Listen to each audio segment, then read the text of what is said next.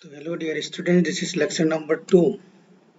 The lecture number 2 based on last 10 days strategy of chemistry revision for NEET 2021.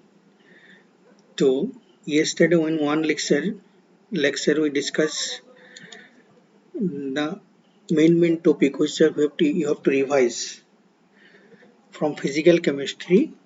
So today we want to discuss for inorganic and organic chemistry के लिए. तो number 1 physical chemistry. Under physical chemistry all the chapters, कौन कौन से chapter important है, कहाँ कहाँ से ज्यादा ध्यान देना है, ऑल दिस थिंग देखो yesterday lecture you have got. तो today's lecture we want to discuss mainly inorganic and organic. तो next number 2 inorganic chemistry.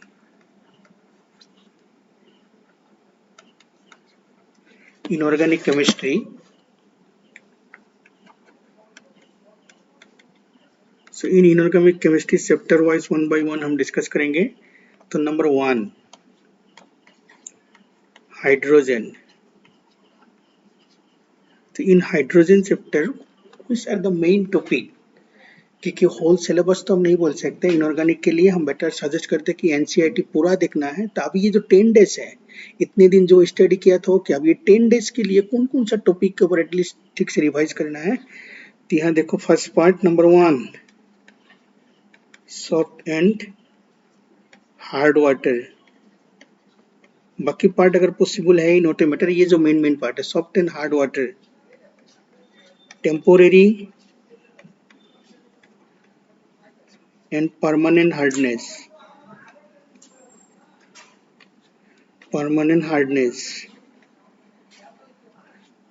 Next, methods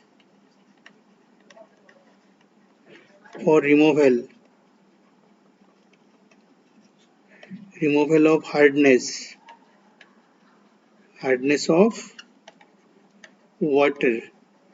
So ये जो मेथड है ये ज्यादा इंपॉर्टेंट है. सिर्फ मेथड के ऊपर क्वेश्चन पूछता है. तो याद रखो कौन कौन सा मेथड टेम्पोररी हार्डनेस रिमूव करने के लिए अप्लाई किया जाता है, कौन कौन सा method use for removal of permanent hardness, और हर एक मेथड में कौन कौन सा कंपाउंड यूज होता है. तो ये पार्ट में ध्यान याद रखो. तो यहाँ है नेक्स्ट है देखो number 4 topic H2O2 hydrogen peroxide. तो यहाँ प्रिपरेशन, स्ट्रक्चर एंड प्रॉपर्टीज. ये main part you have to focus. तो हाइड्रोजन पेरोक्साइड का देखो गैस फेज सॉलिड फेज का स्ट्रक्चर एनसीईआरटी में देख रखा है. कौन कौन सा एंगल कितना है, सॉलिड फेज में एंगल कितना है, गैस फेज में एंगल कितना है. After that different oxidising and reducing agent. And one more thing देखो यहाँ based on hydrogen peroxide numericals. At least NCERT में जो दिया हुआ है न्यूमेरिकल्स इन एनसीईआरटी, वहां देखना वॉल्यूम स्ट्रेंथ, परसेंटेज स्ट्रेंथ के साथ numerical. After that volume strength and normality के साथ क्या रिलेशन है, वॉल्यूम स्ट्रेंथ एंड मोलारिटी के साथ क्या रिलेशन है, how to convert volume strength into percentage strength. तो ये सब न्यूमेरिकल देखो एनसीईआरटी में जो दिया है वहां से एक बार देख लेना है. तो ये हाइड्रोजन चैप्टर. तो next chapter number 2 for inorganic chemistry, chapter number 2 S block element जो है एस ब्लॉक एलिमेंट्स. तो एस ब्लॉक एलिमेंट्स में फर्स्ट सी है एल्काली मेटल्स. तो एल्काली मेटल्स में क्या क्या देखना है, see here first reducing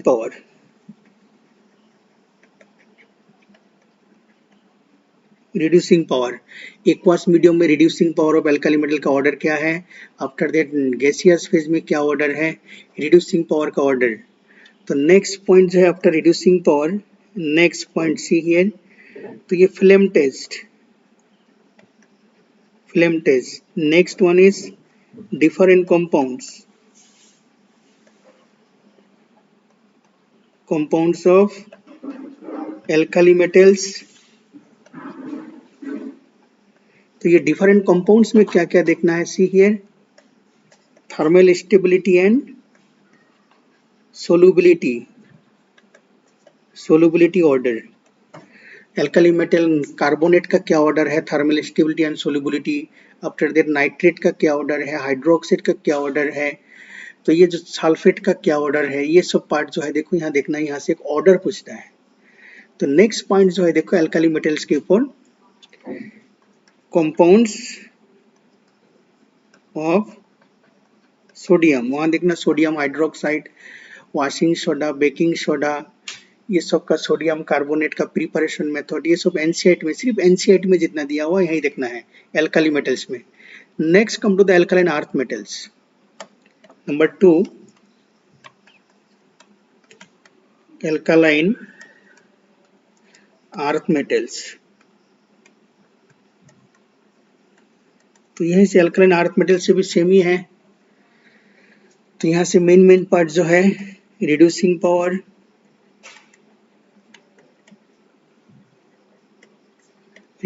power, flame test,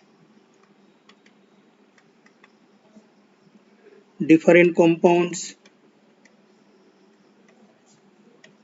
उसके बाद thermal stability and solubility order,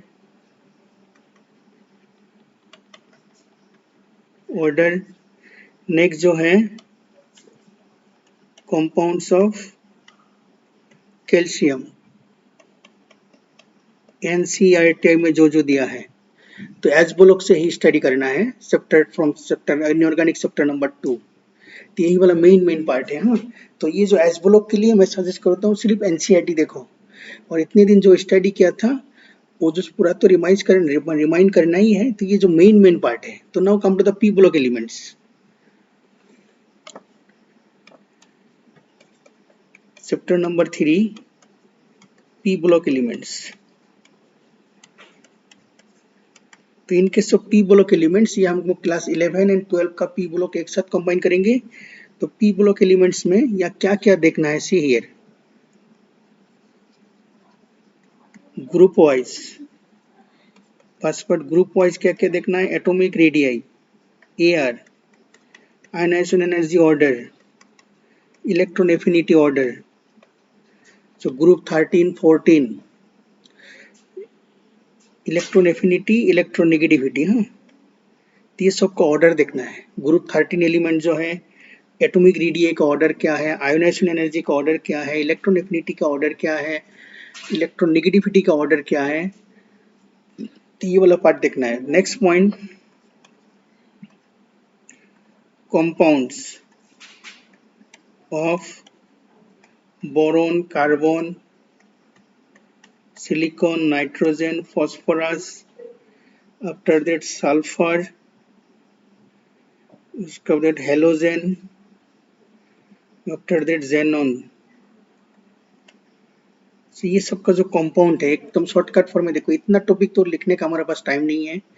जो कंपाउंड्स ऑफ बोरॉन, ग्रुप 13 में आ जाओ, बाकी कंपाउंड है यानी बोरॉन का जो कंपाउंड है, जैसे बोरिक एसिड, बोराक्स है, बोरॉन हेलाइड्स है, ये सब का कौन सा कंपाउंड का क्या प्रॉपर्टी है, क्या हाइब्रिडेशन स्टेट है, शेप क्या है, जियोमेट्री क्या है। सिमिलरली कार्बन में जाओ, एलोट्रोपिक फॉर्म से लेके after that carbon monoxide, carbon dioxide, carbides. Next silicon में जाओ, सिलिकॉन में का जितना कंपाउंड है, सिलिकॉन, सिलिकेट्स, सब स्ट्रक्चर। नाइट्रोजन में जाओ, नाइट्रोजन का जैसे नाइट्रिक एसिड है, अमोनिया है, ये सब का properties, different oxides of nitrogen. Next phosphorus में से जाओ, oxy acid of phosphorus, after that halides of phosphorus. Sulphur में जाओ, oxy acid of sulphur, different compounds of sulphur. Halogen में जाओ, inter halogen compounds, after that oxy acid of chlorine, oxy acid of other halogens.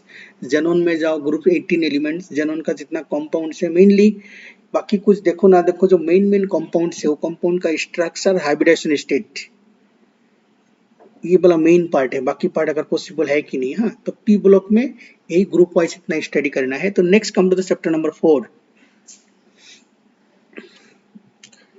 Chapter number 4 now, chapter number 4 meaning is inorganic के हिसाब से। हाँ, वो NCERT के serial wise we are not using here.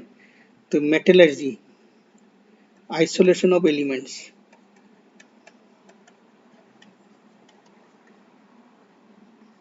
Isolation of elements mainly, जिसको हम shortcut form में हम बोलते हैं मेटलर्जी। तो ये मेटलर्जी चैप्टर जो है, यहाँ से क्या क्या पार्ट इंपॉर्टेंट है, कहाँ कहाँ फोकस करना है, सी हियर। एक पार्ट जो है देखो, ऑर्स, name of the ores. After that, concentration process.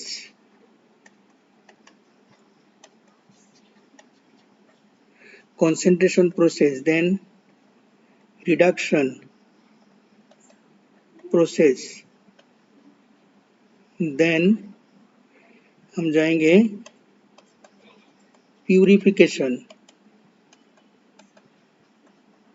process, and last में देखो another part we want to add purification Ellingham diagram. सिर्फ एनसीईआरटी में जो दिया है एनसीईआरटी, तो मेटलर्जी में ये पार्ट देखो हम बोल देते, इतना तो वन बाय वन बोल नहीं सकते। एनसीईआरटी में जितना ऑर्स दिया है, कौन सा ऑर्स कौन सा मेटल के लिए, सपोज नाम दिया हुआ है this is the ores of aluminium, iron या जिंक, ऐसा पूछ सकता है। जो कॉन्सेंट्रेशन प्रोसेस में आओ, जैसे magnetic separation, froth flotation process, leaching, after that hydraulic washing, ये सब reduction process, carbon reduction, metal to metal displacement reduction method, electrolytic reduction, कौन सा मेटल कौन सा रिडक्शन मेथड के लिए अप्लाई किया जाता है, ये पार्ट। नेक्स्ट प्यूरिफिकेशन, प्यूरिफिकेशन के ऊपर वन क्वेश्चन पूछता है यहाँ, तो different methods for purification of metals, जैसे देखो vapour face refining, electrolytic refining, zone refining, तो अलग अलग मेथड है। एंड एलिंगम डायग्राम का थोड़ा सा कॉन्सेप्ट, उसका इंक्लूडिंग लिमिटेशन, एनसीईआरटी में जो दिया हुआ है, जी क्या क्राइटेरिया है, कौन सा मेटेरियल ऑक्साइड को रिडक्शन के लिए कौन किसको हम यूज कर सकते हैं, नहीं कर सकते, ये वाला पार्ट मेटलर्जी से सिर्फ यही वाला मेन पार्ट है, फोकस करना है। तो next come to the chapter number 5,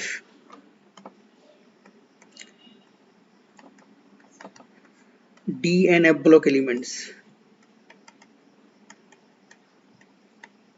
Come to the D and F block elements. So in case of D and F block elements, what are the main topic you have to focus here? तो D and F block elements में यहाँ देखो melting point order, enthalpy of atomization,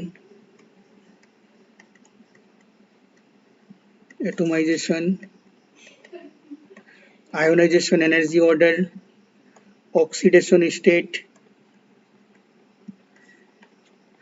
after that जो है SRP value and oxidising and reducing power, oxidising and reducing power of transition metals, TMS।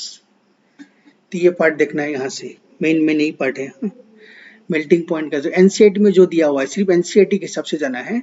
तो ये जो SRP value के ऊपर क्वेश्चन हुआ था देखो यहाँ, तो ये स्टैंडर्ड रिडक्शन पोटेंशियल के ऊपर बेस करके देखो कैसे हम एक्सप्लेन करेंगे, कौन ज्यादा व्हिच वन इज बेटर और reduce agent, which metal ion, transition metal ion is better oxidising agent, तो हाउ विल यू कंपेयर, तो ये पार्ट को देखना है। नेक्स्ट पॉइंट में आ जाओ अब यहाँ, देख KMnO4 K2Cr2O7, ये जो दो कंपाउंड्स है, preparation and properties,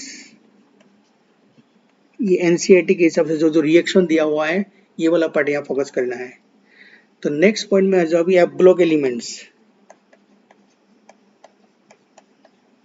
F block elements का जो मेन पार्ट है लैंथेनाइट्स, तो ये लैंथेनाइट में क्या क्या देखना है, देखो first point electronic configuration, electronic configuration के ऊपर 2 बार क्वेश्चन पूछा था लैंथेनाइट के ऊपर।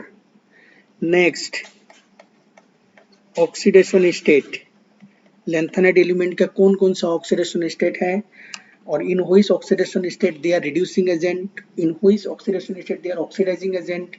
After that, what is lanthanide contraction, consequences of lanthanide contraction. After that, comparison of lanthanides and actinides, NCERT में जो दिया हुआ है लाइन बाय लाइन पढ़ो।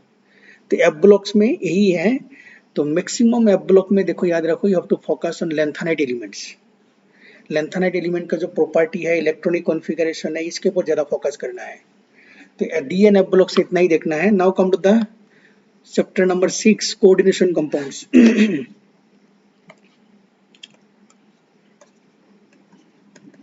Chapter number 6 coordination compounds.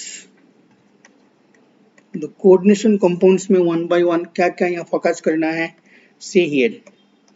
The first part है आइसोमरिज्म।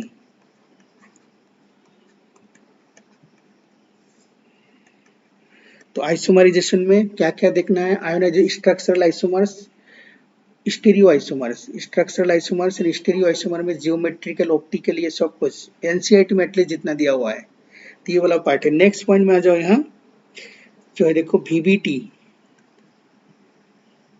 सीएफटी, वीबीटी सीएफटी में आ जाओ।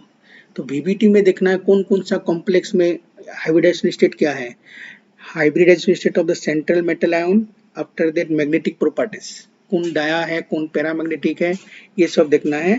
सिमिलरली क्रिस्टल फील्ड थ्योरी, तो क्रिस्टल फील्ड थ्योरी में सीएफटी में क्या क्या देखना है, d orbital splitting in octahedral complex, after that tetrahedral complex, inner orbital outer orbital complex. तो सीएफटी के ऊपर देखो CFSC calculation, CFSC calculation, crystal field stable energy calculation. Next यहाँ से factors affecting delta value, factors affecting delta value. Next जो point है यहाँ से factors affecting stability of complexes, factors affecting stability of complexes। then next part हम क्या बोलेंगे, देखो organometallic compounds, OMCS organometallic compounds, इसमें सिनर्जिक बॉन्डिंग,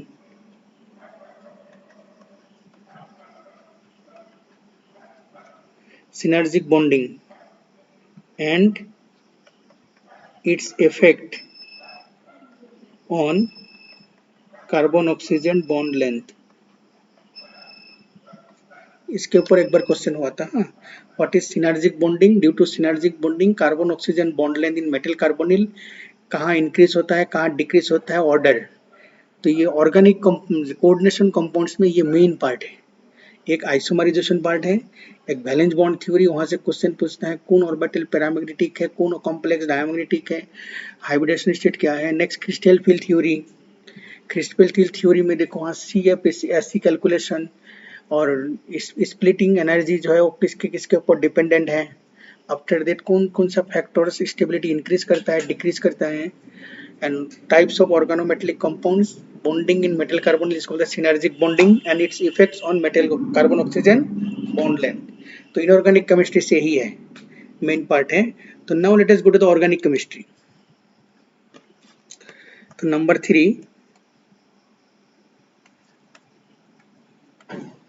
ऑर्गेनिक केमिस्ट्री, जितना पॉसिबल है शॉर्टकट फॉर्म में हम डिस्कस करेंगे ऑर्गेनिक केमिस्ट्री। तो ऑर्गेनिक केमिस्ट्री के हिसाब से हम याद करें चैप्टर 1 बेसिक कॉन्सेप्ट, जिसको हम ऐसे लिखते हैं जीओसी, जनरल ऑर्गेनिक केमिस्ट्री बोलते हैं, हाँ। तो ये जनरल ऑर्गेनिक केमिस्ट्री में पॉइंट वाइज टाइम बहुत कम है। आईयूपीएसी नोमेनक्लेचर, आईयूपीएसी नोमेनक्लेचर एक है। नेक्स्ट पॉइंट जो है आइसोमराइजेशन, तो ये आइसोमराइजेशन में स्ट्रक्चरल आइसोमर्स, स्टीरियो आइसोमर्स, और स्टीरियो आइसोमर्स के अंडर में जियोमेट्रिकल, ऑप्टिकल एंड कॉन्फॉर्मेशनल सब कुछ यहाँ से कवर करना है। नेक्स्ट इलेक्ट्रॉनिक इफेक्ट, तो इलेक्ट्रॉनिक इफेक्ट में क्या क्या आता है देखो, inductive effect, resonance effect, electromeric effect, hyper conjugation, ये सब कुछ। नेक्स्ट पॉइंट यहाँ से हम बोलेंगे reaction intermediates, reaction intermediates। After reaction intermediates, next point जो है पॉइंट वाइज इलेक्ट्रोफाइल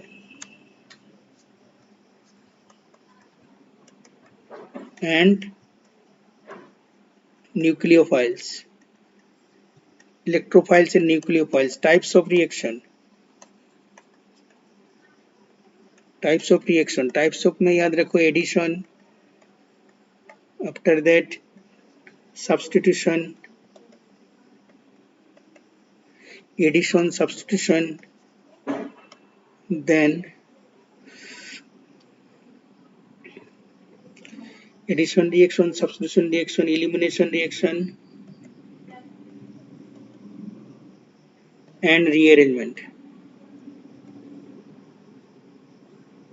तो इतना टॉपिक तो डिटेल नहीं बोल सकते। And rearrangement, so addition reaction में जाओ, जैसे एल्कीन में nucleophilic addition, electrophilic addition, free radical addition. Substitution reaction में जाओ SN1, SN2, SNI, ये nucleophilic substitution, electrophilic substitution reaction, free radical substitution reaction. Next E1 elimination reaction में जाओ, benzene mechanism. उसके बाद जो आएगा देखो E1 elimination, E2 elimination, E1 CB। तो ये रीअरेंजमेंट रिएक्शन जो तुम लोग का क्लास नोट टीचर ने जैसे पढ़ाया था, जिस हिसाब से क्लास नोट मिला था, उसी हिसाब से ये पार्ट को थोड़ा रिवाइज करना है। तो टाइप्स ऑफ रिएक्शन इसी में कंप्लीट करो। Factors affecting, mainly factors affecting SN1 SN2 reaction, elimination reaction कौन कौन सा फेवर होता है। तो यहाँ से ये सब्स्टिट्यूशन एंड इलिमिनेशन, ये इसमें को बहुत ज्यादा क्वेश्चन पूछा था। तो नेक्स्ट पॉइंट जो हम डिस्कस करेंगे यहाँ से element detection.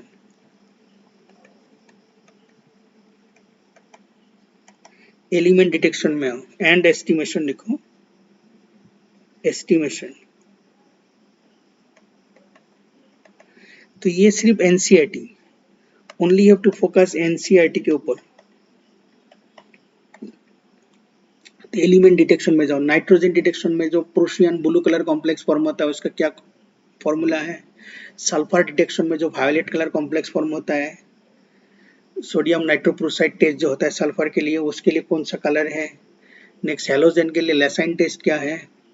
After that estimation में जाओ, एस्टिमेशन में एटलीस्ट बाकी पार्ट पढ़ो ना पढ़ो, जेल्डल मेथड एंड केरियस मेथड। तो ये दो मेथड के ऊपर जितना NCERT में न्यूमेरिकल्स है, एटलीस्ट ये दोनों देखो। बाकी तो मैं तो बोलता हूँ सभी देखो, बट एटलीस्ट अगर पॉसिबल नहीं है, क्योंकि मैक्सिमम स्टूडेंट ये वाला पार्ट पढ़ते नहीं है, तो एटलीस्ट ये दोनों जगह से एक न्यूमेरिकल होता है। जैसे Kjeldahl method for estimation of nitrogen, Carius method for estimation of halogen, sulphur, phosphorus, all. तो इसके ऊपर एक न्यूमेरिकल देखो। हाँ, तो नेक्स्ट पॉइंट जाएंगे chapter number 2। Now come to the chapter number 2।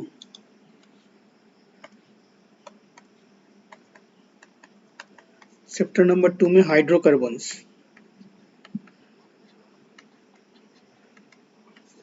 तो ये हाइड्रोकार्बन्स में जैसे तुम्हें मिला था उसी हिसाब से स्टडी करना है।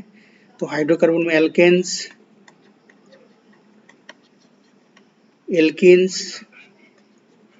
Alkynes and aromatic hydrocarbons. So ये जो हाइड्रोकार्बन है देखो, हम बोलेंगे यहाँ से this parts are very very important. Alkene, alkynes, aromatic hydrocarbons. Alkene का जितना प्रिपरेशन प्रॉपर्टीज है, प्रॉपर्टीज के ऊपर जितना बार क्वेश्चन पूछा था, एल्कीन एंड एल्काइन के ऊपर ही क्वेश्चन पूछा था। तो ये पार्ट पूरा देखना है। तो एरोमेटिक हाइड्रोकार्बन्स में जो बेंजीन रिंग का aromatic electrophilic substitution reaction, after that benzene ring में ऑलरेडी एक ग्रुप है, उसमें उसका अनदर इलेक्ट्रोफाइल कौन सा पोजीशन में अटैक होगा, ortho para directing, Meta directing, ये वाला पार्ट देखना है। तो हाइड्रोकार्बन भी यही मेन है। हाँ, तो next come to the chapter number 3। Chapter number 3 जो है haloalkanes and हेलोएरिन्स।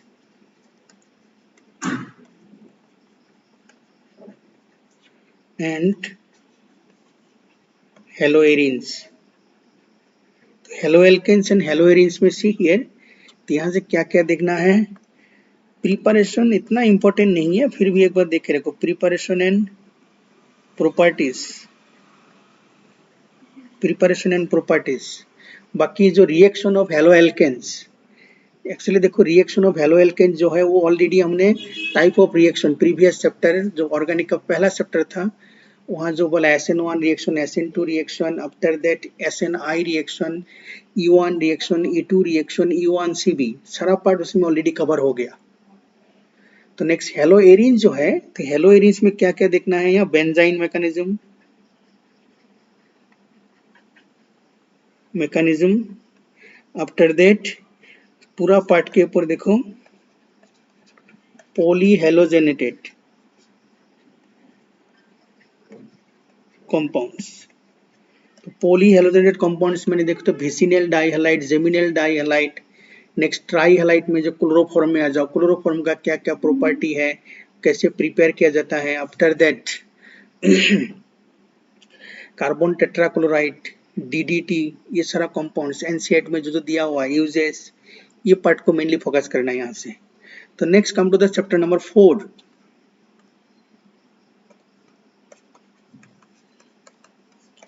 alcohols, phenols and ethers। Chapter number 4 जो organic alcohol, phenol and ethers. तो अल्कोहल, फेनॉल एंड ईथर में शॉर्टकट फॉर्म में अल्कोहल में प्रिपरेशन, प्रॉपर्टीज, तो ये नेम रिएक्शन बहुत कम है। तो अल्कोहल का प्रिपरेशन कॉमन मेथड जो है प्रिपरेशन, प्रॉपर्टीज में देखो क्या क्या देखना है, at least preparation, test for distinguishing. एक तो है अल्कोहल की oxidation, complete oxidation, selective oxidation. Selective oxidation में जैसे PCC, PDC, जोन्स रिएजेंट, तो ये जो पार्ट है, हाँ, ये सब कौन सा रिएजेंट किसको कन्वर्ट करता है, कहाँ कन्वर्ट होता है, नहीं होता है। नेक्स्ट इस टेस्ट फॉर डिस्टिंग्विशिंग, जैसे हमने आयोडोफॉर्म टेस्ट, कौन कौन सा अल्कोहल आयोडोफॉर्म टेस्ट देता है, कौन नहीं देता है।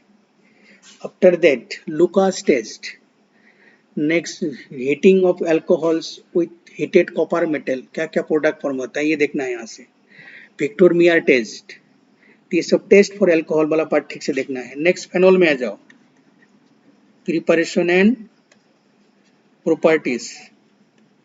तो यहाँ से देखो preparation and properties, preparation phenol का different method of preparation. Properties में जब जाएंगे mainly name reaction, name reaction क्या देखना है, Reimer Tiemann reaction, Kolbe Schmitt reaction, Reimer Tiemann reaction, Kolbe Schmitt reaction, Claisen rearrangement, ये जो मेन रिएक्शन है अल्कोहल फेनॉल का, ये वाला पार्ट ध्यान देना है। And acidic strength of phenol and substituted phenol, याद रखो acidic strength of phenol and substituted phenol देखना है। नेक्स्ट ईथर में इतना ज्यादा इंपॉर्टेंट नहीं है, प्रिपरेशन एंड प्रॉपर्टीज। तो ईथर का जो प्रिपरेशन है, बाकी देखो ना देखो, एक मेथड जो है विलियमसन सिंथेसिस। एंड प्रॉपर्टीज में इतना खास कुछ नहीं है, प्रॉपर्टीज में सिर्फ यही देखना है, hydrolysis reaction of ether, reaction of ether with HI, hydrogen iodide और हाइड्रोजन हैलाइड एसिड, एक्सेस के साथ क्या प्रोडक्ट फॉर्म होता है, लिमिटेड के साथ क्या प्रोडक्ट फॉर्म होता है। तो इस चैप्टर में मेनली यही देखना है। और जितना रिएक्शन है, तो मैं तो बोलता हूँ मैक्सिमम इंपॉर्टेंट नेम रिएक्शन जो है देखो फेनॉल से है, फेनॉल से देखो। एंड अल्कोहल पार्ट से जो test for distinguishing alcohols, primary, secondary, tertiary, alcohol का कैसे डिस्टिंग्विश किया जाता है, उसी पार्ट में ज्यादा ध्यान देना है। तो नेक्स्ट पॉइंट में आ जाओ, chapter number 6, come to the now chapter number 5, organic के चैप्टर नंबर 5, जहाँ एल्डिहाइड्स,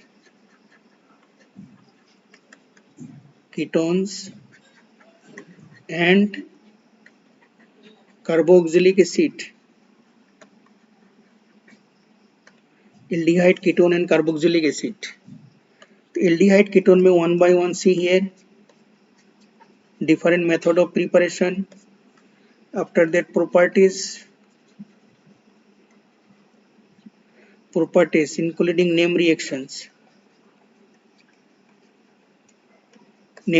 सुनो, different method of preparation, after that properties में तो रिमाइंड करो, reaction of aldehyde and ketones with,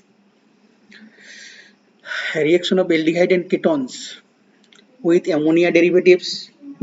after that उसका जो जितना प्रॉपर्टी है, जैसे एल्डिहाइड एंड कीटोन को कैसे हाइड्रोकार्बन में कन्वर्ट किया जाता है, 2 रिएक्शन है, क्लीमेंसन reduction Wolff-Kishner reduction. After that, test for identification of aldehyde and ketones, tolerance test, Felling's test, ये जो टेस्ट है. After that aldehyde and ketones के ऊपर जितना नेम रिएक्शन है, तो बाकी देखो ना देखो, एटलीस्ट एनसीईआरटी में जो है नेम रिएक्शन, एनसीईआरटी में क्या क्या दिया हुआ है, Cannizzaro reaction, aldol condensation and Perkin's reaction, ये 3 एटलीस्ट देखना है. तो बाकी जो कार्बोक्सिलिक एसिड है, preparation, acidic strength, after that properties, carboxylic acid and derivatives of carboxylic acid थोड़ा सा रिवाइज करना है वहां से. तो इस चैप्टर देखो हम बोल सकते हैं चैप्टर नंबर 5 जो है ऑर्गेनिक का, ये मेन बैकबोन है. तो ये बहुत इंपॉर्टेंट पार्ट है, चैप्टर है. तो next come to the chapter number 6. Amines within bracket aliphatic and aromatic. Aliphatic and aromatic amines. तो यहाँ first 1 by 1 see here. Preparation, properties,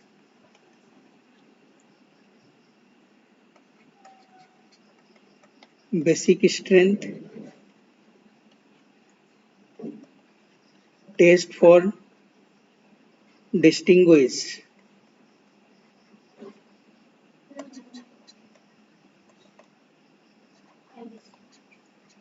test for distinguishing 1 degree, 2 degree and 3 degree amines. तो ये main part है. Preparation of aliphatic amines, different method जो है वहां से एक नेम रिएक्शन एक है, एक दो है, जहां है हॉफमैन ब्रोमामाइड डिग्रेडेशन और गैब्रियल थैलियोमाइड सिंथेसिस. ये at least 2 important methods. After that basic strength of aliphatic and aromatic amines in aqueous medium, what is the order, NCERT में जो दिया है. After that test for distinguishing aliphatic amines, primary amines, secondary amine, tertiary amines. जो test है, जैसे nitrous acid test है, Hinsberg test है, after that Hofmann mustard oil test है, कार्बाइल अमाइन टेस्ट है. तो ये पार्ट देखना है. उसके बाद देखो एरोमेटिक अमाइंस में आ जाओ. एरोमेटिक अमाइंस के डिफरेंट रिएक्शंस, डिफरेंट रिएक्शन के बाद जो है कि देखो coupling reaction, diazonium ion formation and coupling reaction. यही जो मेन पार्ट है देखो, यही फोकस करना है. नेक्स्ट जो बायोमोलिकुल्स है, बायोमोलिकुल्स में चैप्टर नंबर 7, थोड़ा सा हिंट्स हम दे देते हैं. Chapter number 7 biomolecules, only NCERT के हिसाब से जाना है. तो यहाँ से बायोमोलिकुल्स में एक ही पार्ट थोड़ा सा प्रॉब्लम दे सकता है, कार्बोहाइड्रेट्स. ये जो कार्बोहाइड्रेट्स पार्ट है, तो कार्बोहाइड्रेट्स के बाद जो बाकी पार्ट है वो बायोलॉजी के साथ पूरा सिमिलर है. तो आई थिंक कोई प्रॉब्लम होना नहीं चाहिए. प्रोटीन जो है, प्रोटीन, डीएनए, आरएनए का जो जितना स्ट्रक्चर है, एंजाइम, ये सब बायोमोलिकुल से पूरा रिलेटेड है. तो बायोलॉजी से देख लेना वहां से. और बाकी जो विटामिन का जो चार्ट दिया हुआ है, essential amino acid, non essential amino acid and vitamins, water soluble vitamins, fat soluble vitamins, NCERT में जो दिया है वो पार्ट देखना है. बाकी polymers, chemistry and everyday life and environmental chemistry, पूरा एनसीईआरटी देखना है वहां से. सिर्फ एनसीईआरटी और कुछ नहीं चाहिए. तो यही है रिवीजन प्लान. इसी तरह रिवाइज करो. तो ये 10 दिन में जितना पॉसिबल है, you will get the positive result. And finally wishing you all the best for the NEET 2021 exam. ठीक ठाक से स्टडी करो, नर्वस होना नहीं है, खुद का कॉन्फिडेंस लेवल थोड़ा सा बढ़ाओ, रिवाइज करो, तो एग्जाम ठीक ठाक होगा. ठीक है, आज हम रखते हैं यहीं पे. बाय.